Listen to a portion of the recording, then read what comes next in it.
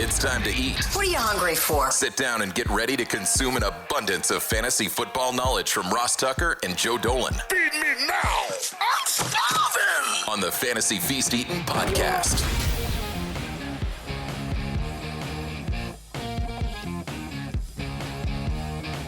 Yeah, let's eat, baby. It is the Fantasy Feast Eatin' podcast, and it is presented by DraftKings. I'm Ross Tucker, former NFL offensive lineman, 5 teams, 7 years. You guys know this. Those of you that watch us either on the DK Network or youtube.com/Ross Tucker NFL. You can see the helmets behind me if you want to know which teams I play for, or you can probably just Google it, which is fine as well. Thank goodness, though, because it enabled me to get these awesome media gigs Saturday night in the booth with Kevin Harlan for the Dolphins and the Chiefs. Sunday night on the sideline for Lions, Rams, double dipping this week. Cannot wait. Should be absolutely awesome. Should be a blast.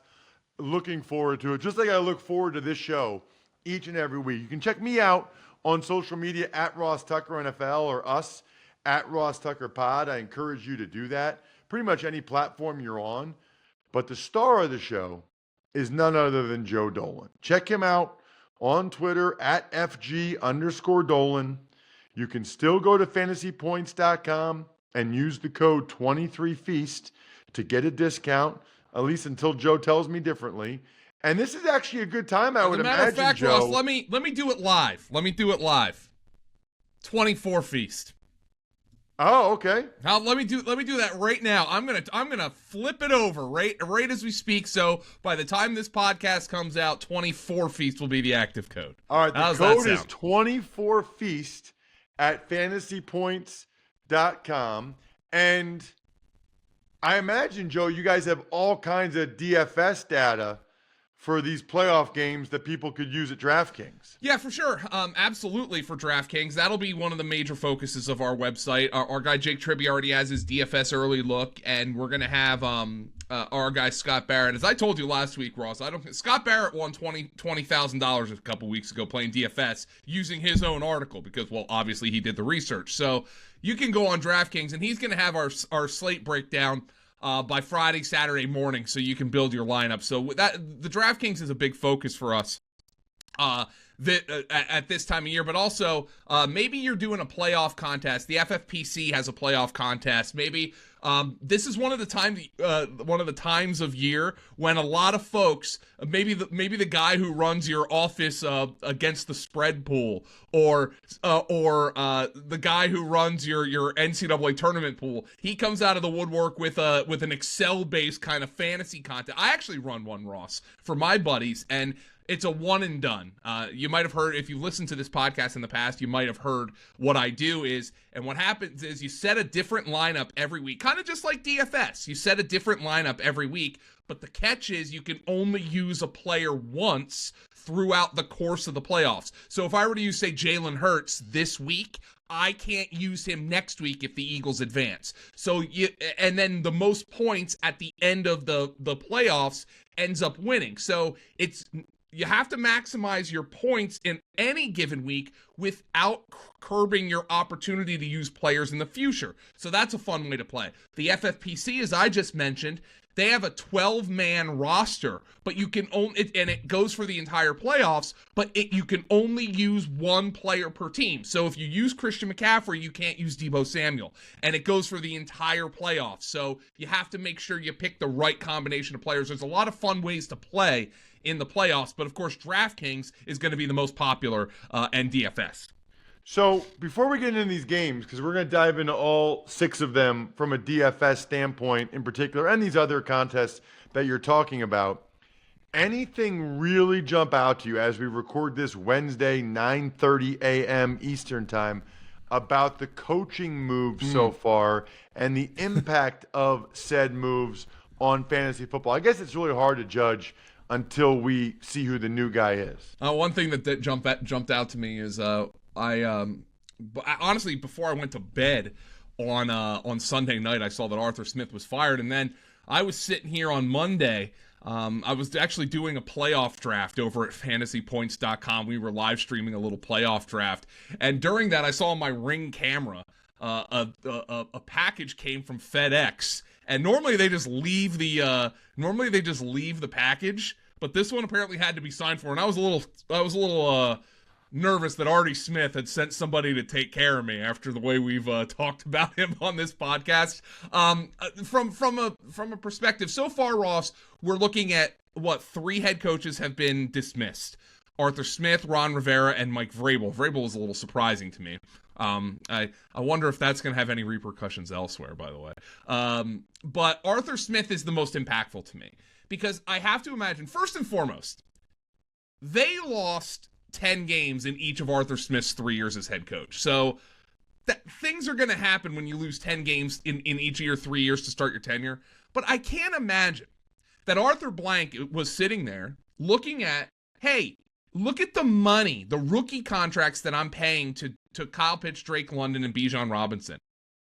And these guys are getting used less than Jonnu Smith any given week. I have to imagine that did not sit well with Arthur Blank. So I think the Falcons' next head coach, whomever that may be, is probably going to come in and is going to use those guys a little bit more. It's scaring the bejesus out of me because I'm not sure exactly how I'm going to value all these guys for next year with the new head coach, but that's the one that's most impactful to me. Arthur Smith being fired, and I saw a Falcons beat writer who was like, hey, Jonnu Smith was really emotional about Arthur Smith being fired. Well, of course Jonnu Smith was emotional about Arthur Smith being fired. He's not going to get any more targets. So it was for fantasy football a long time coming, but of course on a human level, you never want to celebrate somebody being fired. Nope, totally agree. Let's get into these games. First one's kind of awesome. People make fun of the Saturday 4:30 game. Browns and Flacco against Stroud and the Texans. I'm pumped for that one, Joe. Yeah, the Browns are 2.5-point favorites on the road, 44.5 the total. So I think, I think the books are giving the advantage to, Flacco, the veteran. The Browns, a more veteran team with a more veteran coach. Flacco, multiple touchdowns in all 5 of his starts, 323 passing yards per game. Now, keep in mind, Amari Cooper is dinged up. They said he rested on Tuesday. Cooper expects to play in this game, but that is something that you need to watch here.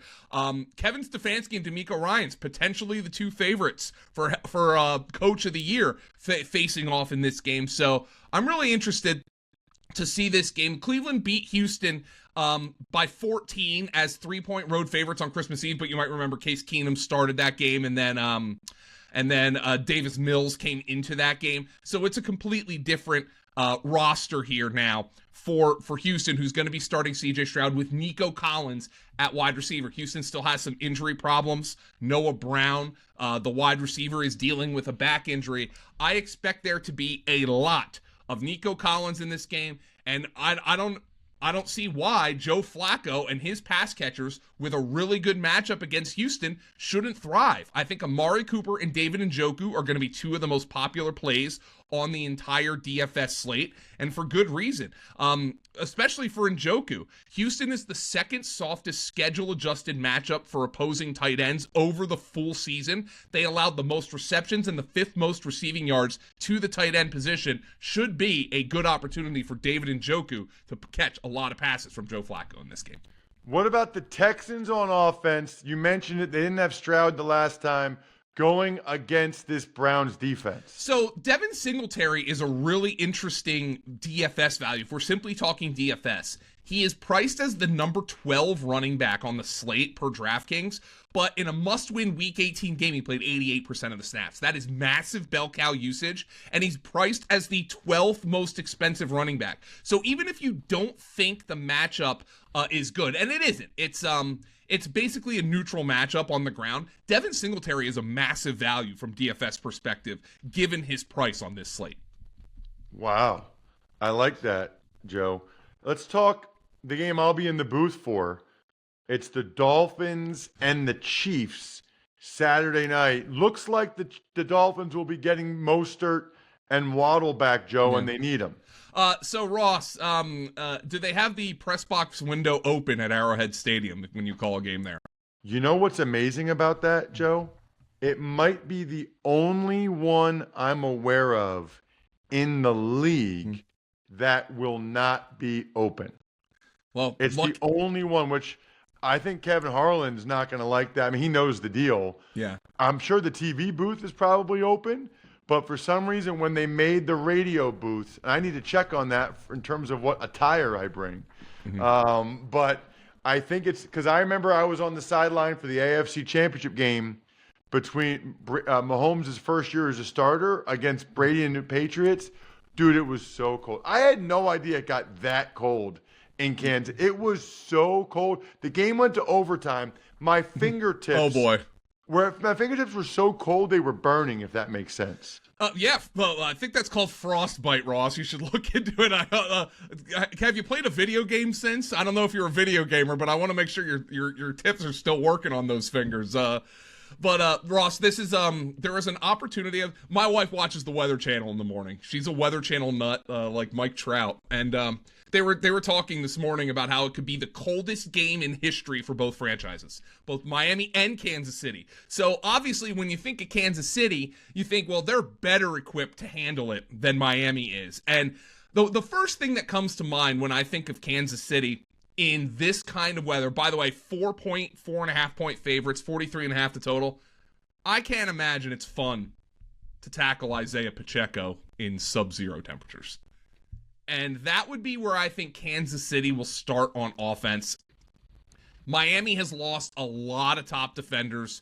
Obviously, their pass rush hugely impacted from Jalen Phillips and Bradley Chubb going down. Van Ginkel, Jerome Baker all injured. But I really think this Chief offense is going to start with Isaiah Pacheco on the ground. I think in that kind of weather. Now, maybe Andy Reid gives you the old rope-a-dope, and he's going to say, hey, look, guys, they're not going to expect us to come out throwing with this temperature, and Rashee Rice really gets going. Rashee Rice is a great DFS play every week, but I think this is a game where Isaiah Pacheco can really impart his will on a very banged up Miami defense.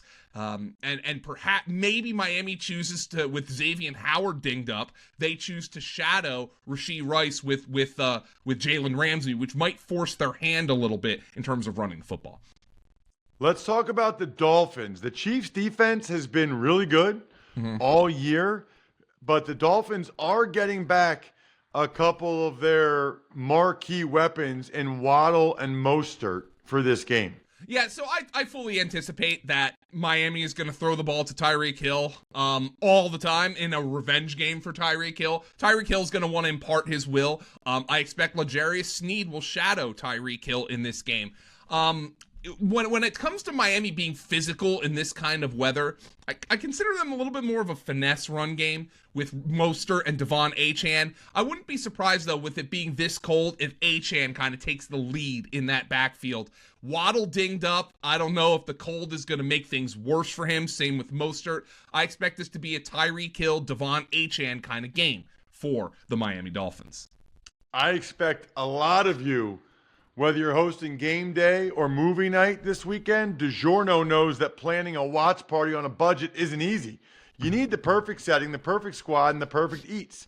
Luckily, you're a game time mastermind, and you know that grabbing DiGiorno Classic Crust Pizza can bring home a dub because it's packed with half a pound of cheese, sauce, and other toppings and comes at an incredible price. Make the game-winning call and grab a DiGiorno Classic Crust Pizza from the grocery store today.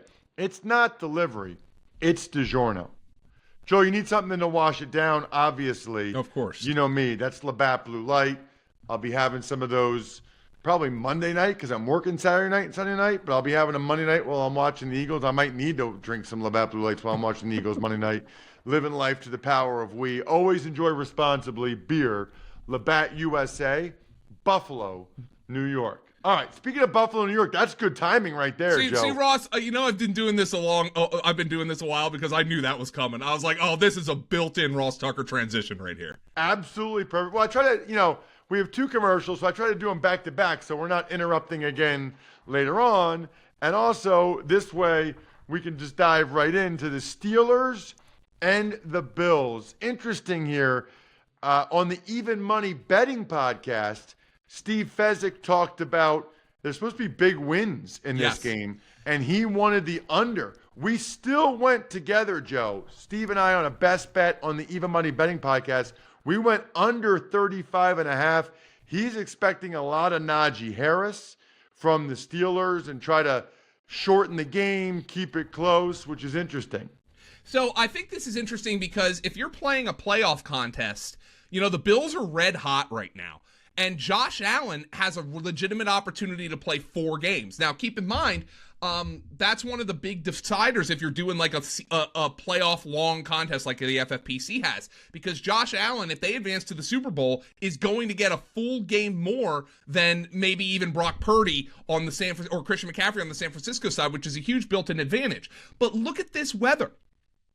Josh Allen, of course, completed 30 passes against Miami on Sunday night in a must-win game. But prior to that, 15, 15, and 7 in their 3 previous games. This is a Buffalo team that will play based on the conditions and what the conditions entail. Now, obviously, Pittsburgh has a big loss without TJ Watt, but 20-mile-an-hour winds, it's going to be cold, and Buffalo is a 10-point favorite, despite this line being at 36, 35.5, which implies a very low score for Pittsburgh and a game that Buffalo should control. That screams James Cook to me. If you're playing a DFS contest where you want to save some money, maybe you put Latavius Murray in there, hope he gets a goal line carry, gets in the end zone, and could be part of the ideal lineup. But this screams James Cook right now, given the winds, given the temperatures. And then, of course, on the Pittsburgh side, plenty of Najee Harris, who finished the season running extremely hard. I loved what I saw from Najee Harris after Matt Canada got fired. I expect this to be a Najee Harris and James Cook game. Najee Harris ran for over 100 yards and a touchdown in each of his last 2 games. He scored 4 touchdowns in his last 3 games. This is Najee Harris weather on the Pittsburgh side. He finally looks like a Steelers running back. Yeah, he looks great, Ross. And, maybe the Jaylen Warren thing, that friendly competition really kind of got him assertive, but Najee Harris looks really good. He's going to be a fascinating player in 2024 because Jaylen Warren isn't going anywhere either. So I wonder, by the way, how much of that is like he changed his running style, how much of it's the O-line blocking better, it's a combo. Yeah. But he runs differently now than he did the last couple of years. Let's get into the Packers and the Cowboys. Man, this one's fun. Packers are going to have a lot of guys on fantasy rosters next year, Joe. A lot. And it's kind of funny. They've hit on all of their wide receiver picks. Now, I'm not trying to tell you that, like... And tight end picks. Tucker Kraft and Luke Musgrave. Those guys,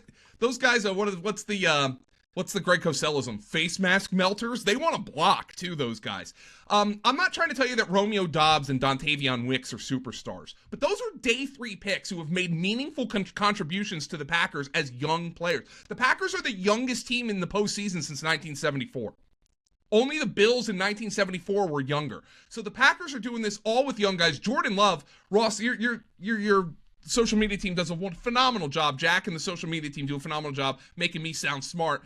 I've been so impressed by what Jordan Love has done this year. And we're looking, by the way, at a game. This doesn't have the highest total on the slate, but this is going to be very popular on DraftKings because it's 50.5. Green Bay's a 7.5 point underdog. Implies Green Bay should be throwing the ball quite a bit. By the way, Dallas is easy. Dallas is still Dak Prescott, CeeDee Lamb. CeeDee Lamb probably is going to be the most rostered player in contest this week. He's probably going to be the most rostered player in the FFPC contest that I was talking about. Just a slam dunk guy to produce each and every week. Dallas is still easy. You could get Brandon Cooks and Jake Ferguson in a lineup. I mentioned how Tony Pollard was so disappointing this year. And that is what it is, unfortunately, for Tony Pollard. But maybe he finds the end zone as a 7.5 point favorite. But I expect Green Bay to be very popular for DFS here. They still averaged, despite scoring 17 against the Bears in the season finale, they still averaged 7.2 yards per play. Aaron Jones looks completely healthy. Jordan Love enters the postseason with multiple touchdown passes in 8 of his last 9 games, and he's thrown just 1 interception over his last 8 games. This is not a team I'd want to be playing right now, but Dallas is a different beast at home. This is going to be a fun, I think, very popular DFS game. Keep an eye on the status of the Green Bay wide receivers, obviously, with Christian Watson. Jaden Reed's been dinged up. Wicks and Romeo Doubs have been dinged up. But those guys are going to be very popular in DFS lineups this week, as they should be. You know, the Packers defense was actually pretty decent against the Bears, but this is a different animal with the Cowboys. Yeah, it is. And I expect the Cowboys are going to put a ton of yards on them. And I think Dak Prescott and CeeDee Lamb is going to be likely the most popular quarterback wide receiver stack on the slate, but maybe Matthew Stafford has something to say about that. Then you've got Sunday night football. And guess what, Joe? I'm on the sideline. Oh, I'm I can't wait, double-dipping Ross. this weekend. I'm on the first flight Sunday morning from Kansas City to Detroit. I don't know. I can't imagine many people are going to be at the Saturday night game and the Sunday night game and getting paid to work both of them. I can't wait. Rams, Lions, I'm expecting a lot of points and yards, Joe. Well, that's good, Ross. You must be making the books because this is the highest line game of the week, and it's supposed to be close. Detroit is a 3-point home favorite, 51.5, 52 being the total. That is the highest number on the board. And in one of just the unbelievable little anecdotes you can tell about the NFL, when the Detroit Lions drafted Matthew Stafford first overall in 2009, and you were to tell a Lions fan, okay, you're going to draft this kid Stafford first overall. He's going to start your first home playoff game since 1991 with Barry Sanders, and he's going to win a Super Bowl. Well, those things are true. Matthew Stafford's coming to town to start this game against the Detroit Lions, and it's going to be a fun one. The Lions defense has struggled. Puka Nacua and Kyron Williams stand out to me.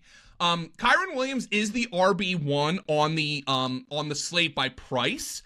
He's 7,300. Normally, you're seeing your Christian McCaffreys, your elite running backs in the $8,000 to $9,000 range. Kyron Williams is too cheap. He's averaging nearly 5 DraftKings fantasy points per game, more than the next closest slate eligible running back. And he's first in snap share among all those running backs, first in carry share, and first in expected fantasy points. He's too cheap on this slate. I think you can fit Kyron Williams into your lineup, the RB1, and still get a bunch of studs into your lineup. So Kyron Williams is certainly somebody to look at. Meanwhile, Puka Nacua is too cheap as well if you want to go away from Kyron Williams or even want to use both of them. Puka Nacua is the wide receiver 7 on this slate. It's the highest game total, and the Lions have been the second softest matchup for wide receivers by schedule-adjusted fantasy points per game since week 12. They're allowing the league worst passing yards and yards per route run over that stretch. This is a matchup where loading up on your Rams, who are expected to play from behind, and you can load up on their studs and still get more studs from other teams on your lineup. I expect that the Rams are going to be in most DFS lineups as the anchors this week, especially in single-entry contests. And the Lions, Joe? Well, the Lions are your same team every week, Ross. By the way, one more player I want to point out for the Rams. Wide receiver 28 on this slate is Demarcus Robinson. $3,600 he is, and that is way too cheap for him. You can build lineups with Rams studs. You can build lineups with Rams values on this slate.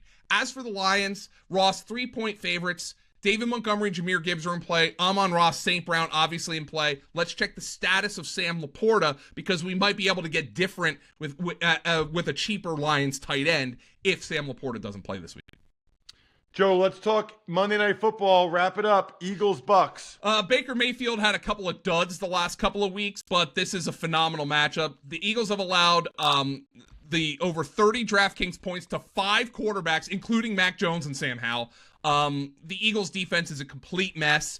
I think the Eagles are going to win this game, but if the Eagles lost to the Panthers at this point, I wouldn't be surprised. Baker Mayfield, Mike Evans, Chris Godwin, Cade Otton, I think is going to be popular in this game after the Eagles just surrendered 300 passing yards to Tyrod Taylor. On the Eagles side, we obviously have to keep a keen eye on what's happening at the wide receiver position. A.J. Brown left last week's game with a knee injury. I think he's going to play. Not a guarantee. Devontae Smith did not play with an ankle injury. Think he's going to play? Not a guarantee. DeAndre Swift was ill in week 18. I think he's probably going to be fine. Jalen Hurts has a finger injury. He's probably going to play, but let's keep an eye on the Eagles' status.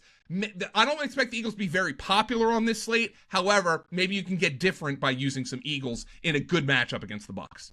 Yeah, I mean, if you look at that week 3 game, holy cow, 500 yards of offense almost. They were utterly dominant. Check them out at FG_Dolan. I'm at Ross Tucker NFL. We're at Ross Tucker Pod. I'm stuffed. We're done.